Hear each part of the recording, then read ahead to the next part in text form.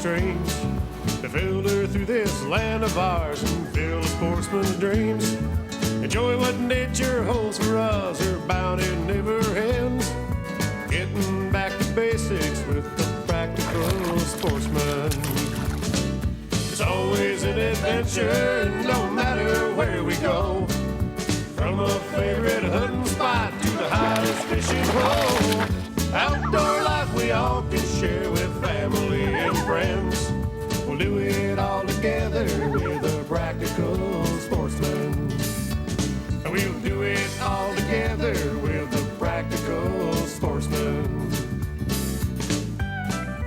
Hello, sportsmen. If you're a white-tailed deer hunter, you probably spend a lot of time trying to understand the habits of white-tailed deer. One thing that's important to understand is the change in behavior that takes place during the few weeks when mating activity is at the peak. You also need to have some good equipment, and some good venison recipes don't hurt either. You stay tuned. I'm Fred Trost with some ideas on how you can become a more practical sportsman.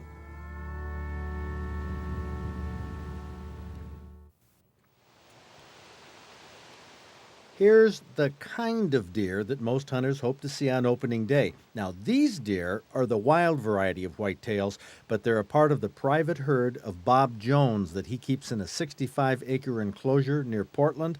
Now, just for the record, this wild variety of whitetail deer is impossible to tame because developing acceptable domesticated characteristics would take special breeding. And these deer have no special breeding, at least of that type. Year-round, they act wild. John Ford encounters this behavior every time he videotapes these so-called captive deer. Just like hunting, you might be watching the buck, but it's the doe that's watching you. She sees you move. If she snorts and runs, all the deer will be gone. 10 seconds before John started the camera, he saw a doe urinate in this spot. The buck came over to test the wet spot for pheromones that would indicate the doe was in heat. Now, these sex pheromones are highly volatile. Most scientists feel they evaporate in a minute or so, maybe in 20 or 30 seconds. So the buck doesn't have much time to find out whether that doe is in heat.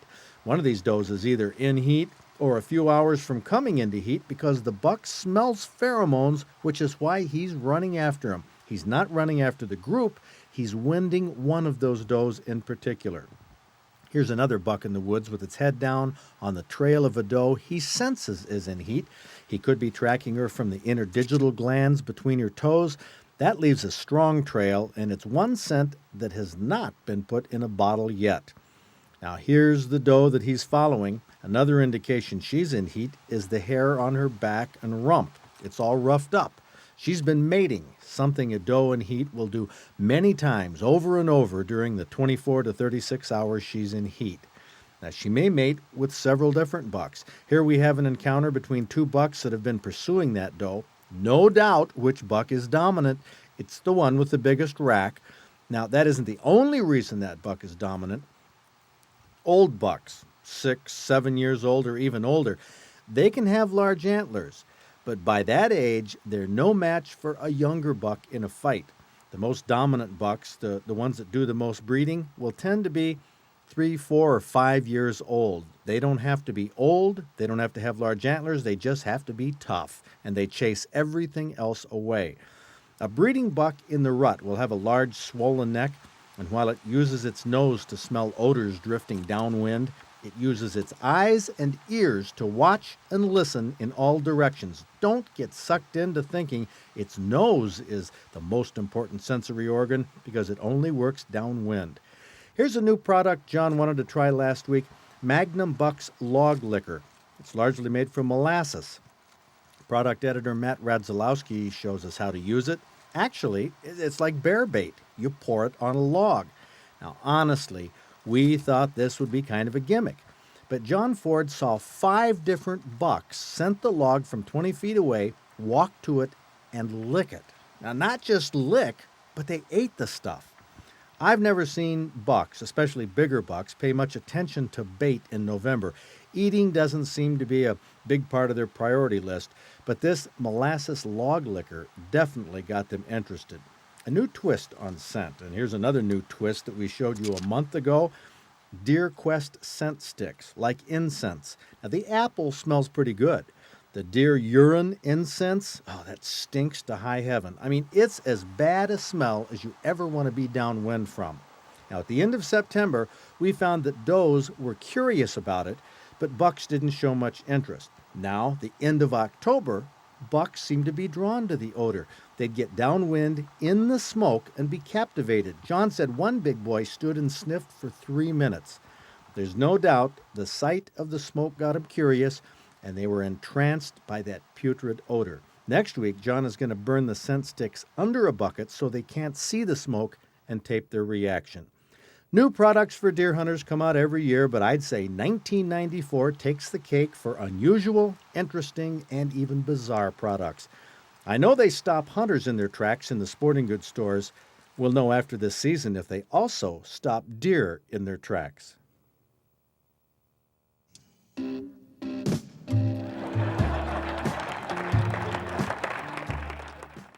Couple of products here that do fall in the category of amazing or amusing. They're almost too simple. Who would have thought molasses in a product like this log liquor would actually attract deer? I mean, molasses has been used for bear bait. Brett St. Pierre and Dominic DeMichael came up with this product, which is called deer candy. And it is actually a big solid block here of molasses and different types of seeds. And we've seen that deer really like to eat this too. So here are two products that, it's taken until 1994 before hunters have realized that deer like molasses. They can smell it from a distance away and come to it. Now, and eat it, as a matter of fact. Now, scent and the wind is kind of a weird thing. We have a breeze here blowing this way. One way you can tell in the woods if you have a breeze is by using some powder or a feather or something like this game vane we've had on the show several years ago. It's a clip. You can put it on a tree, and the wind blows the feather around and tells you which way it's coming from. Now, there's a couple other products that once you know the direction of the wind, if you think that the deer are going to be downwind from you, we had a product that's a scent lock suit, charcoal type of material like you're in odor eaters. Now, this is where we get amazing and amusing from. Here we have the scent lock suit hood, which goes over your face. Now, what about your breath? Now, your breath, some people feel that can scare deer as well. Here we have a product which is called a Breath Master. Now, this is Breath Master Products. This has charcoal filtration here. You're supposed to breathe in through your nose and out through your mouth. Like, in through your nose, out through your mouth. So it filters your breath. So you have your body odor being absorbed by this charcoal. Your breath is being absorbed by this charcoal. And the question is, if you're a deer hunter, is this amazing or amusing? What do you think?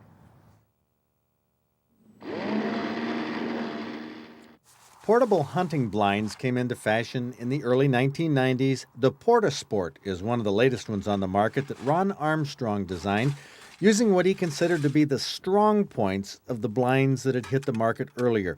First of all, there are two basic pieces that comprise the frame, straight pieces and curved ones, interchangeable, and they hook together either end. They're all spring-loaded, so every piece snaps into place and stays in place. The straight pieces are the vertical supports and the roof supports. The curved pieces go around the outside at the bottom and top. For maximum height, the frame telescopes up. It's made from aluminum tubing, so it's lightweight. The whole blind is about 20 pounds. The interior frame doesn't require any stakes or guy lines. This blind takes about 5 minutes to put up. The fabric is waterproof Cordura. Ron Armstrong wanted a covering that actually repels water. Actually, this heavy fabric holds in the heat, too. In fact, on a bright, sunny day, you'd probably want two opposite windows open for a cross breeze, just for ventilation. It can get warm in the sun. A drawstring around the bottom ties it all together in one unit. Big windows are suitable for gun or bow hunting, and the round shape is because a round blind blends in better than a rectangular blind. It's more compatible with the round shape of trees and shrubs. The camo pattern is called True Leaf. Treated with waterproofing, the Cordura is durable, not likely to rip or tear.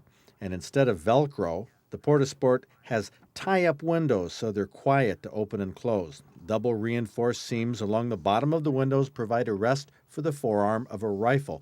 This is the Portasport, made in Newego, a new portable blind for deer hunters. Lucky's Tent has come out with some new options for their quick setup blind. Because Lucky's doesn't fold down into a small package, they're offering a new zippered carrying case with a shoulder strap. Setup only takes 6 seconds. A few seconds more if you order the optional cross braces that go under the windows. These hinged cross pieces tie the frame together and provide stable shooting rests under each window. These cross braces hook into bolts that are welded to the vertical supports. The third option that Lucky's has come out with is the heavier Cordura fabric in a variety of camo patterns. Portable deer hunting blinds seem to get better and better every year. This looks really good. I'm here with the Kasubas. Look like a tower on each side, huh? Yeah. So you guys, the Pistons haven't been doing too well, but how's your team going? Well, our team's doing all right this year. Your team is doing. Yeah, I guess we'll hold those up here together. You guys hunt up in Marquette County, and an interesting thing that I wanted to hear about this is you use two-way radios. That's correct. All the time. Okay, Yep. Now a lot of people say, well, that isn't really fair, because you're using radios and electronics. However, there's a big downside to two-way radios. While you're sitting there and the deer's coming in and, hey, Bob, all that business. That's correct. We have a lot of that happen to us, believe it or not. No, I believe it because I've been Check with good. hunters. Check good. Look around before you talk. Yeah, but you can't tell who you're talking to, and you're. I'm talking to my brother or my son, either one, and we know what we're doing. That's the way we keep touch. That's why we get bucks like this continuously. How? We scout and move. Well, we go for the day. We fanny pack in for the day, and we're in for the day. We come out at 8 o'clock at night pulling these 2 bucks out, take you back to camp till 10 o'clock. That's common for us. We're in the woods at daylight, and we're in the woods when it's dark. So coming you do not have blinds that you set up and stay in. No, then? we don't set up no blinds, no baiting. We're not against it, but we like to set the runways, walk the ridges, push for each other. The 3 of us work for each other all the time. My son and my brother drove this nice buck right to me, going down and scouting away to get that 12 point out that he shot just an hour and a half prior to that. I want to see what this is like. I want to These see are the what first no, day. I want to see what this is like. Okay, like I'm telling my story. Okay, How's it feel? we're trying to get that buck over there, and that one was coming by, and I got this one, and then I shot in front of this one and scared it gotta around be the a hill. Kasuba to So understand that how we one, do yeah, this. the Kasubas do this, and then I put this under my arm and called on the radio. Jeez, you guys, We're busy, We talk You're with our busy hands. out but we're there. happy out there. But when we got horns, we can't talk with our hands. Otherwise, it'd be dangerous up here for you. But so there's 3 of you, and you got 3 radios. Yeah. Now, what do you say to each other? Like when you're calling, you go, "Psst, hey Bob." Or You won't believe this. My son leaves his on all the time, and I'm most of the time I do too. He's the guy that we have trouble getting contact with. But I'll tell you when he comes on, when he finds a sign, knows what's going on comes the radio. Vern and I get in position, and things start happening. So you find a fresh sign. Were you always hunting snow or what? Well, whenever we can. What happened here, for an example, is he shot this one opening day. Here we go again. Okay, watch. It's I under this- shot, I shot this one opening day. We were pretty happy about that. We were very satisfied at the time. So the Sunday after that, which was 7 days later, I sat on the spot where he got this one. This one. And I sat there till 9 o'clock, and I got a little nervous, and I walked up on the mountain behind me, and I seen some real nice deer sign. Was it that one? Well, I'm going to guess it was this one. And I called on the radio, I says, you won't believe this, but I see a hell of a track. So I start dogging this one around, and I come up on him down a skid row, and I look up, and about 180 yards off, he's standing right broadside. And I pull up my gun like that, and I'm standing. Look and at this. Look at Hey, this. no horns at the Full of time. antlers, yeah. I squeezed the trigger like that, and I watched my bolt go clunk. It didn't fire, and the deer like that, and took off full blast. I racked a shell like that, shot again, and the deer stopped behind a big tree, and I saw its neck, about that much of its neck. And I said, it's now or never. Easy. Let him have it, and down he went. 190 yards I paced off. True. And when I got up on this deer here laying there, I was kind of excited and really enjoying myself. And I looked around on the deer sign, and I said, oh my God, there's bigger tracks yet. So I called my brother on the Got on the radio, and I radio. said, you won't believe this. I said, but I got one down, but you should see the tracks of the deer that was with him. And he said, okay, I'll set up here. And I started looking for a place to pull this one out. And I'm going down the skid row looking for a place. And I hear a shot up on the hill where John's sitting. he gets on the radio. He says, yours better be pretty big, Bob, because you ought to see mine. So this is what happened. If there's much more to this story, I'm going to call in for a helmet. There's no end to it, Fred. There's no end to it? No. 37 It's been years of going hunting. 40 years for me. I shot my first buck exactly 2.5 miles from where I got these 2 deer just 40 years ago. I bet you have a big mountain of antlers at home. Well, Quite a we few. do, yes. Yeah. These 4 bucks right here this year were shot within a quarter of a mile of each other. These 2 bucks were shot within 150 yards of each other. And what about these two? Within a quarter of a mile of each other. Yeah, all in the Okay. same area. Yeah. But some days, we might be hunting in a place like that, Fred, and 2 days later, we might be 25 miles from there, honestly. Yeah. Hunting another area. We go scouting and looking for sign. Yeah. We stayed and hunted the whole season after we filled our permits Scouting. with a camera recorder, scouting for next year. The whole season. Do you We don't guys? give up, just Now- because now we tell don't me- Of course, hoping my son would pick up one while we were hunting, but he didn't. But Now, one last question. Do you have one of those radio things like their operators have for the No. telephones? No, or, really not. or Garth Brooks with the little microphone and all? Nothing like that. Usually, that is a good, he likes that Really, idea. really, us Kasubas don't need the radios. We got enough volumes. When something like this happens, we don't really need the radios. Hey, you guys tell a great story. Okay, watch Have a it good now. time. Yep. Congratulations Great show. on We really that. enjoyed ourselves here today, Hey, too. great job. What a story. Venison lovers, here is a platter. What's called Snake's Grilled Venison Steak. Right. Like that. Right. Betsy Pollard Rouse sent it in. And of course, Betsy's nickname is not Snake. We'll get into the story behind it. But I'm going to take one of these venison steaks and cut into it. Oh, we have well done. Now, if this tastes good, well done, it'll knock me right off of this chair.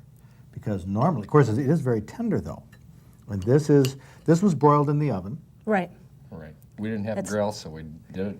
We improvised and It's And did Broiled it. onto the broiler. much better on the grill. Now, are these tenderloin pieces?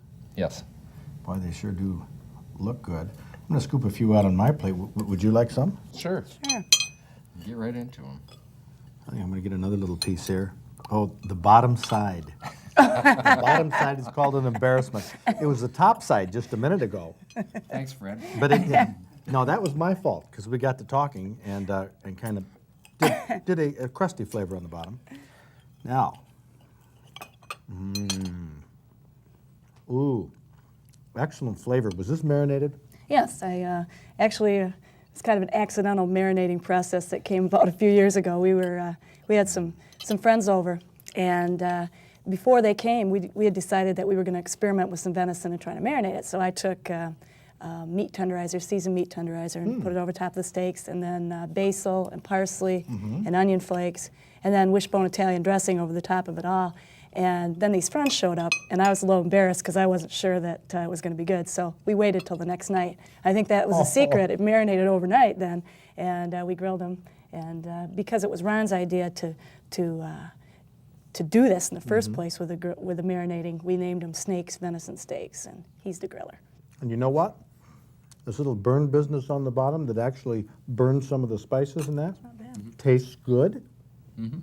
Why, this is a recipe that started off as an accident. Every accident it has makes it A better. little bit better. The Practical Sportsman magazine is a companion to the TV program. Articles on show-related subjects, letters from viewers with my answers straight from the shoulder. I haven't done any commentaries about political candidates over the past few years because I've developed a rather low opinion of politicians, but I can't keep quiet any longer. You've probably seen the blaze orange signs and bumper stickers around the state for John Kuhn for U.S. Senate. His signs are blaze orange because John Kuhn is the sportsman's candidate. The man's an NRA member, a hunter, a trapper, a fisherman. He's endorsed by the Gun Owners of America. He has a buck pole at his campaign headquarters in Hazel Park. And he's the one who organized the nonpartisan brass roots Second Amendment rally at the Capitol on September 25th. Clearly, John Kuhn is far and away the most pro-sportsman, pro-gun candidate this state has ever seen. But here's what really burns me. The NRA, an organization I've always supported wholeheartedly, I mean, I'm an NRA Life member. You could call me a pro-gun fanatic. Well, I'd expect the NRA to be solidly behind John Kuhn. But they're not. The NRA doesn't even recognize John Kuhn as a candidate. Now, I got this mailing the other day from the NRA telling me to vote for Spencer Abraham.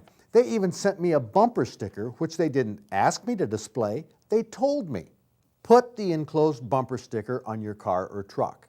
Now, what has Abraham done to deserve this endorsement? I mean, he's not a sportsman. He's been involved in politics for a long time, but he's never been a senator. He doesn't even have a voting record. The NRA gives Abraham an A in the October American Hunter magazine based on what? Yeah, based on his campaign promises. The NRA gives the Democratic opponent, Bob Carr, a D based on his voting record. But what about John Kuhn?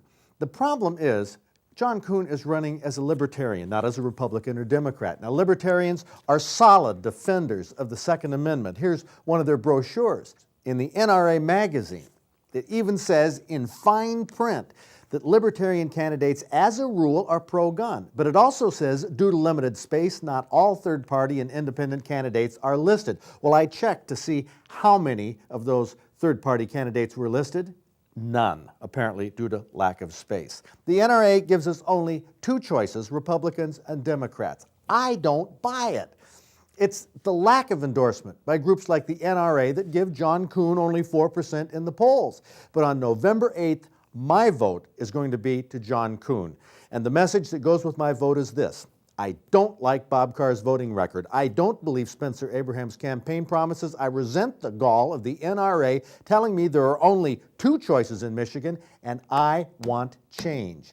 I'm convinced it's time to clean house of politicians we can't trust, and I'm developing some serious concerns about any organization, the NRA included, that doesn't endorse and promote all of the choices for change that we should have as Americans. There is no opening day with any more anticipation than the opening day of firearm deer season. Next week, we're going to get ready for opening day with a lot of short segments on ideas and products and information. Between now and then, make sure you get outdoors. It's a great place to be. See you next week.